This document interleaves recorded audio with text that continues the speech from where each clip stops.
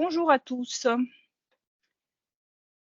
Alors, on va commencer notre webinaire. Je vois qu'il y a 34 participants. Je vais commencer et les autres vont nous rejoindre.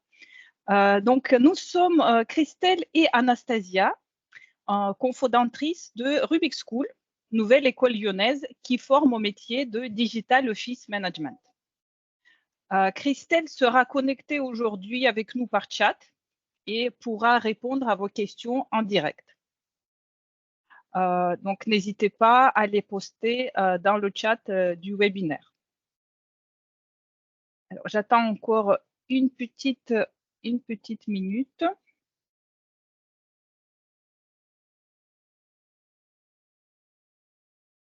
Notamment Christelle.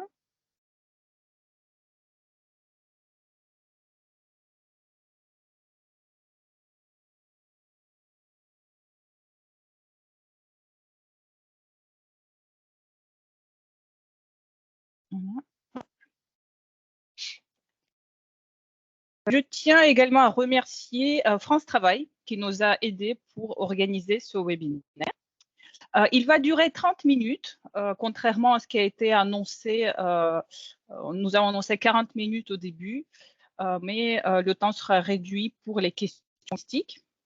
Donc, dans ce webinaire, nous allons présenter le métier de Digital Office Manager avec ses missions et aussi les qualités requises pour ce métier. Et ensuite, nous allons parler de notre formation avec les modalités et le programme. Et enfin, on aura un petit moment pour échanger avec vous, pour répondre à vos questions. Voilà le programme. Alors, tout d'abord, pourquoi nous avons créé cette école? Parce que nous avons constaté qu'il y a énormément d'offres d'emploi non pourvues dans le domaine d'Office Management. En Auvergne-Rhône-Alpes, il y a 14 000 offres d'emploi vacants pour 6 000 demandeurs d'emploi, ce qui montre qu'il y a un besoin critique sur le marché. Et pourquoi ces offres ne sont pas pourvues? Il y a 3 raisons à ça. Les entreprises demandent une grande polyvalence de compétences. Un office manager doit jongler avec beaucoup de missions au sein du même poste. Et ce genre de profils sont difficiles à trouver. Et il y a aussi l'agilité numérique qui est demandée par les entreprises, c'est-à-dire qu'ils attendent des gens qui connaissent des outils numériques et qui sont capables de les intégrer efficacement dans les process internes. Et la troisième raison, c'est qu'il manque des formations adaptées. Il n'existe pas à ce jour de formation d'Office Manager qui couvre l'étendue des compétences d'Office Manager tout en intégrant la culture digitale, qui est désormais indispensable. Il y a plusieurs métiers connexes au métier d'Office Manager. Vous pourriez les retrouver sous différents noms, par exemple responsable administratif, assistant RH, assistant de direction, coordinateur des opérations, pardon. Et chacun de ces métiers peut recouvrir tout ou par une partie des compétences associées à un Office Manager. Alors concrètement, qu'est-ce qu'un Office Manager? C'est un professionnel qui a plusieurs casquettes. Il prend des missions qu'on peut retrouver chez un responsable de ressources humaines, parfois aussi directeur administratif et financier ou responsable des services généraux ou même chargé de communication. En fonction de l'entreprise et du poste occupé par l'Office Manager, peut varier. Il faut savoir qu'il intervient souvent dans les petites structures qui ont des besoins restreints dans chacun de ces domaines et qui ne nécessitent pas le recrutement d'un spécialiste à temps plein. Un office manager peut être appelé facilitateur de la vie de l'entreprise parce qu'il porte toujours beaucoup d'attention à ses collaborateurs et il a le souci d'optimisation des process de l'entreprise. Donc, il veille à son bon fonctionnement du point de vue administratif, process et aussi humain. La journée d'Office Manager est toujours très variée, donc il n'y a pas de journée type. Il peut, par exemple, commencer le matin par traiter les problématiques RH, gérer les absences, les congés et les demandes de formation du personnel. Ensuite, il peut changer et prendre la casquette du responsable administratif et financier et s'assurer que toutes les factures des fournisseurs sont collectées. L'après-midi, il peut s'occuper des services généraux et travailler sur un projet de déménagement. Et en fin de journée, il peut organiser un événement pour les 5 ans de l'entreprise. Donc, un métier très varié avec des missions variées. Et pour faire reconnaître ce métier, nous travaillons avec l'Association nationale des office managers qui s'appelle BOOM et qui s'engage pour la reconnaissance de ce métier auprès de France Travail et aussi à son inscription dans le registre des métiers officiels. Alors, donc comme j'ai déjà dit, un office manager a des missions très variées. Nous avons mis ici les groupes des missions principaux. C'est la gestion des services généraux tout d'abord. Donc, ça peut être la gestion des locaux, gestion des fournitures de bureaux, maintenance, sécurité. Ensuite, la gestion RH. Un office manager peut s'occuper de la gestion administrative du personnel, peut faire du recrutement, onboarding des nouveaux arrivants, aussi faire le développement professionnel et le développement de la culture de l'entreprise. Une autre mission dans la finance et comptabilité, un office manager peut gérer les aspects comptables de l'entreprise, qui peut inclure la préparation du budget, suivi des dépenses, gestion de facturation et des paiements. Et il collabore souvent avec des experts comptables pour la conformité financière. La quatrième mission, c'est la communication. Donc, un office manager peut être amené à renforcer la communication interne ou même parfois externe de l'entreprise, faire la communication sur les réseaux ou parfois s'occuper de la mise en place d'un site Internet. En ce qui concerne la mission des administrations des ventes, c'est tout ce qui concerne la gestion du processus des ventes et son optimisation. Donc, la réception des commandes et la livraison chez le client.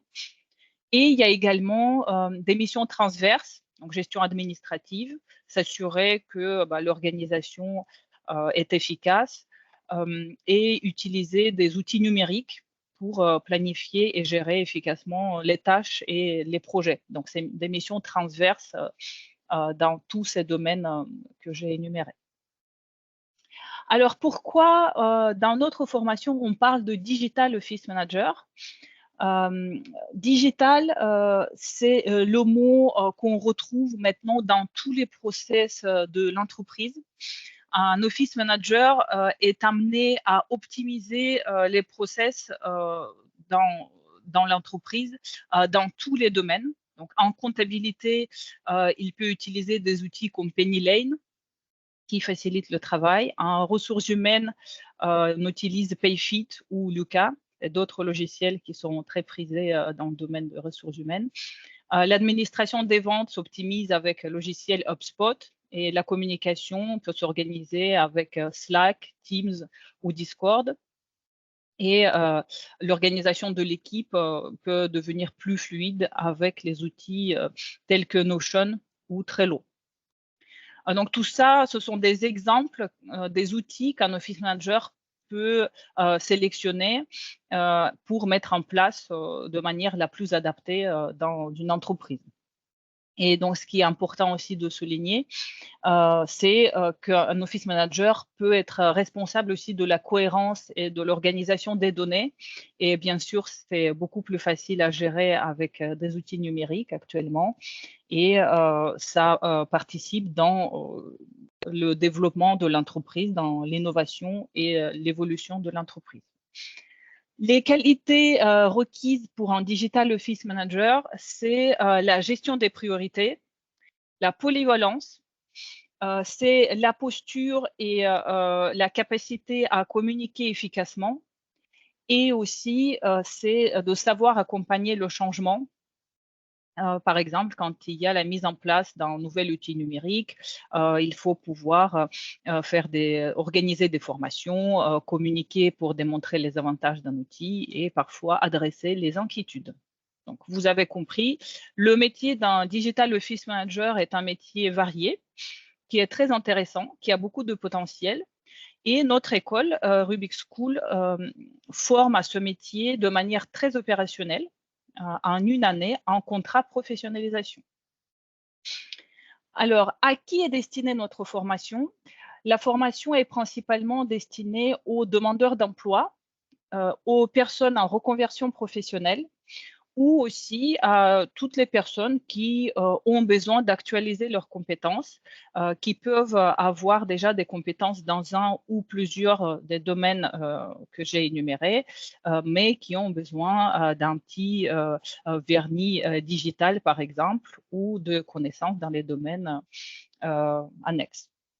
Notre formation est destinée aux personnes de tout âge et notamment des seniors. Alors, les prérequis pour la formation, on n'a pas besoin de diplôme. Nous ne recrutons pas sur le diplôme, mais surtout sur votre motivation et sur votre personnalité.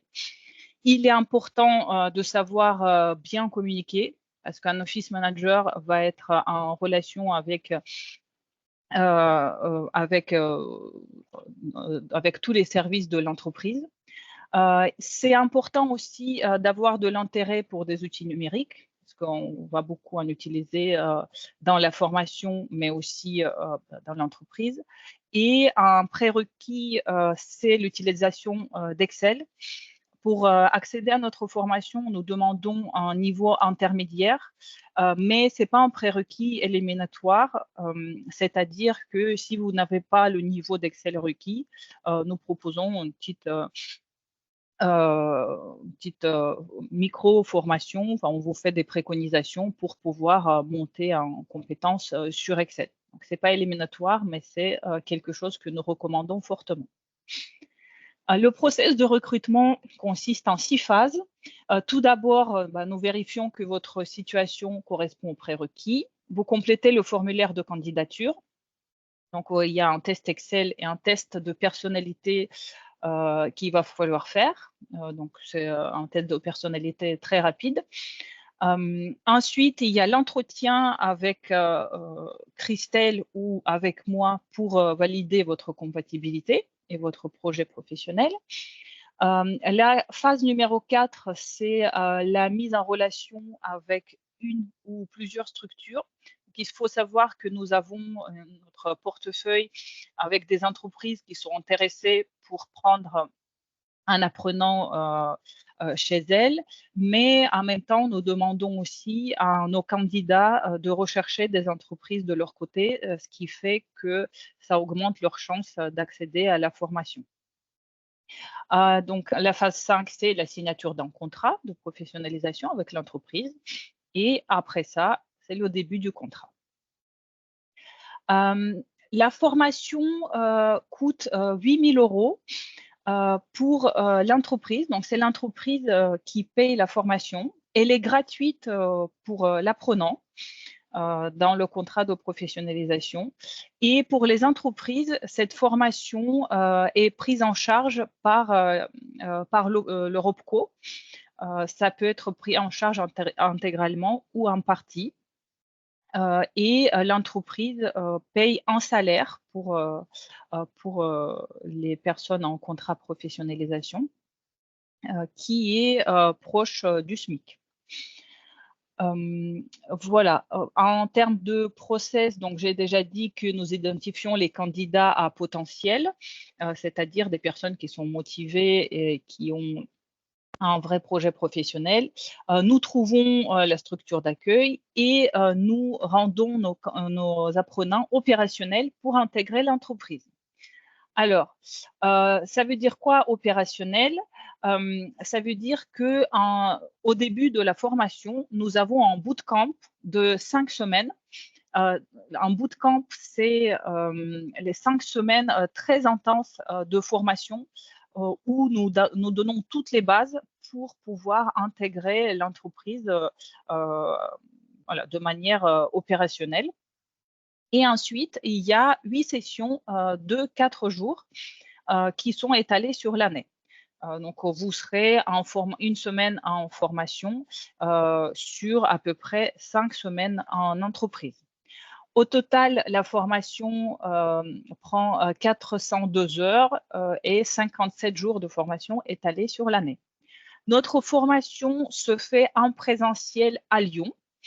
Nous avons des locaux qui sont situés à Villeurbanne, donc des locaux très sympas avec une salle de pause et qui sont accessibles en métro B, en métro A, et c'est l'arrêt République. À l'issue de la formation, nos apprenants seront capables de mettre en place des process de gestion des services généraux, effectuer des opérations comptables et financières, mettre en place des process de gestion RH, gérer le cycle des ventes et la relation client et effectuer la communication interne et externe. Tout ça, ils pourront le faire à travers des outils digitaux qu'ils pourront sélectionner et adapter au contexte de l'entreprise. Donc, nous avons des partenaires pour notre formation parmi des outils digitaux, ce qui permettra de pouvoir manipuler et utiliser les outils pendant la formation. Et avec ça, nos apprenants seront armés pour rentrer dans le nouveau rôle de Digital Office Manager à l'issue de la formation, puisque toutes ces compétences seront appliquées pendant cette année de formation sur le terrain dans l'entreprise. Alors, notre approche pendant la formation y est surtout très terrain. Nous privilégions l'application des situations très concrètes et très réelles. Donc, il y a bien sûr une partie théorique qui va être enseignée, mais ce qui est important, c'est de savoir pourquoi on apprend cette théorie et comment on l'applique, la pratique. Nos cours sont donnés par les experts du domaine, donc c'est soit des des office managers expérimentés, soit des professionnels de chaque domaine.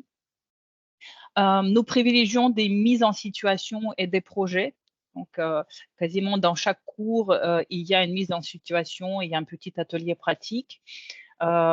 Il y a bien sûr des ateliers de prise en main des outils, c'est-à-dire que chaque partie théorique va être enseignée à travers un ou plusieurs outils digitaux. Et ce qu'on privilégie aussi, c'est le développement de l'esprit critique vis-à-vis des process en place. Ça veut dire que nous apprenons à nos apprenants de pouvoir juger par eux-mêmes, de pouvoir comprendre la situation et faire leurs propres choix qui sont adaptés à la situation de l'entreprise. Notre prochaine promotion commence le 15 avril. Donc aujourd'hui, c'est le dernier jour de candidature. Après, les candidatures seront fermées. Mais la promotion suivante, c'est le 2 septembre.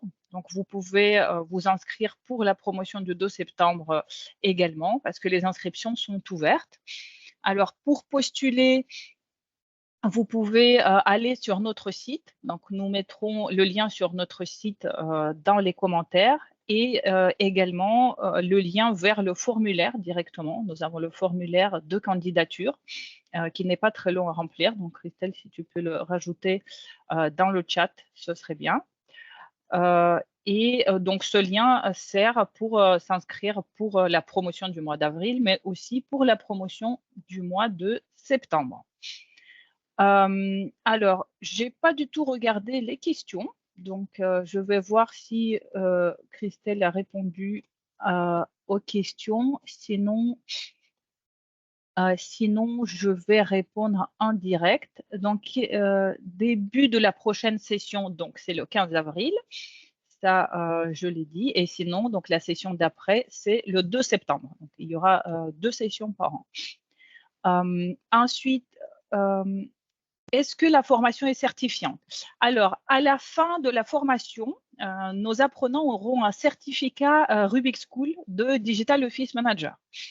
Donc, ça certifie que vous avez acquis toutes les compétences nécessaires pour ce métier, que vous avez bien suivi la formation avec les évaluations et que ces compétences ont été appliquées sur le terrain. Notre école ne délivre pas de titre RNCP pour le moment. Donc, il y a plusieurs raisons pour ça.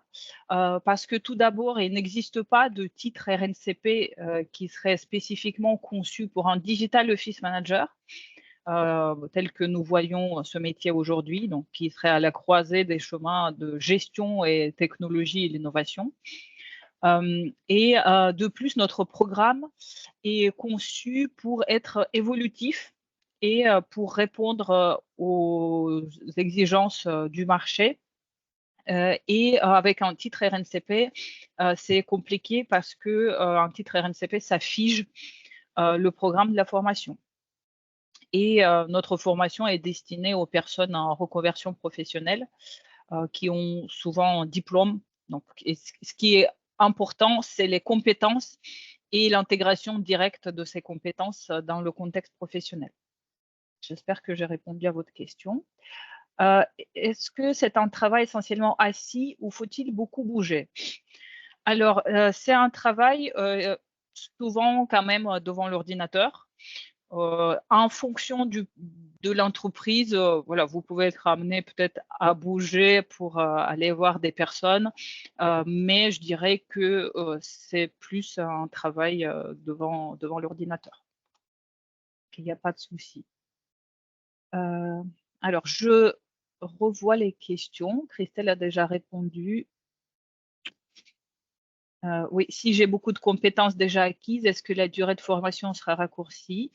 Non, la durée de formation ne sera pas raccourcie. Par contre, ça peut être légèrement adapté à vos compétences que vous avez déjà acquises et vous pourriez peut-être approfondir un peu plus des compétences justement qui ne sont pas acquises.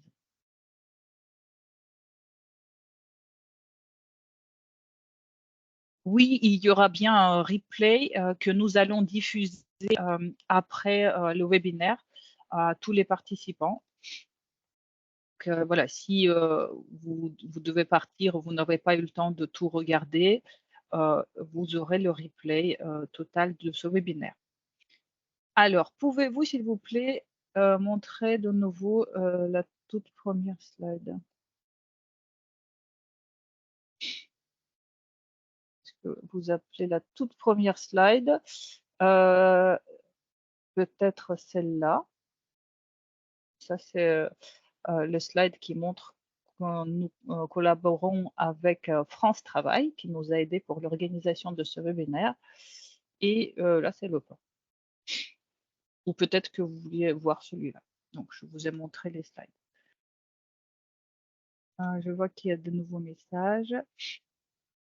Alors, nous ne pouvons pas donner de nom des entreprises qui recrutent pour des raisons évidentes, mais nous avons des entreprises, des domaines d'activité très variés, que ce soit du domaine digital, domaine de santé, domaine de restauration et autres.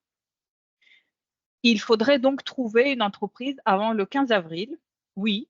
Il faudrait trouver une entreprise et signer le contrat pour pouvoir intégrer notre formation. Donc, nous vous aidons dans ces recherches. Comme j'ai dit, nous avons déjà quelques entreprises qui sont identifiées, qui pourraient être intéressées dans nos candidats. Et le tout, c'est de faire le match entre les candidats et les besoins des entreprises aussi. Si le match est fait, dans ce cas, la signature de contrat est possible.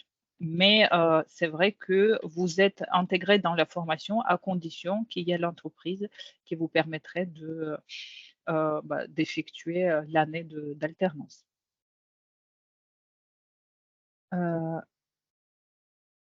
Alors, est-ce que nous recherchons des professionnels pour former les étudiants? Alors, nous avons déjà des intervenants qui sont prévus pour la prochaine promotion. Après, nous sommes toujours intéressés pour discuter avec des professionnels qui pourraient partager leur expérience comme intervenants ou comme simple invité pour les formations et pour les prochaines promotions. Donc oui, si vous connaissez des personnes ou si vous-même vous avez des choses à partager, vous avez cette envie, on serait intéressé.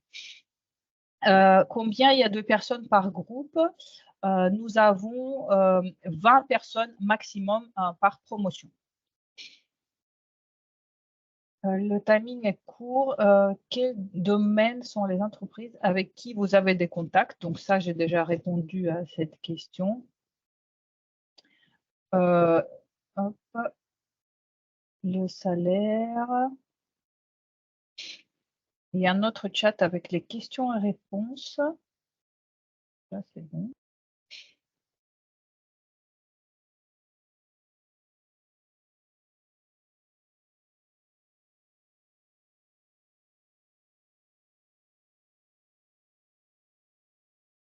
Bon, je ne vois pas d'autres questions. Alors, dans tous les cas, si il vous reste encore des questions, nous sommes disponibles via notre site web. Vous pouvez toujours nous contacter, nous envoyer un mail. Et si vous êtes intéressé pour candidater, n'hésitez surtout pas. Donc, on vous remettra le lien aussi dans la diffusion de notre webinaire. Alors, le diplôme obtenu, oui, je l'ai déjà dit. La formation peut-elle être financée par Pôle emploi ou faut-il trouver une entreprise? Ben, il faut absolument trouver une entreprise pour faire l'alternance, pour faire cette année d'alternance. Si entreprise trouvée aux régions lyonnaises, y a-t-il un accompagnement qui est apporté aux candidats? Si ça vous arrange et vous préférez une entreprise hors région lyonnaise, ce serait à vous de faire le déplacement en entreprise. Nous ne proposons pas d'accompagnement spécifique pour les candidats. Bon, je vous remercie pour votre attention. Merci beaucoup. Merci à Christelle aussi d'avoir répondu aux questions. Et on vous enverra le replay de ce webinaire avec toutes les informations et nous restons en contact, bien évidemment. Merci beaucoup et passez une très bonne journée. Au revoir.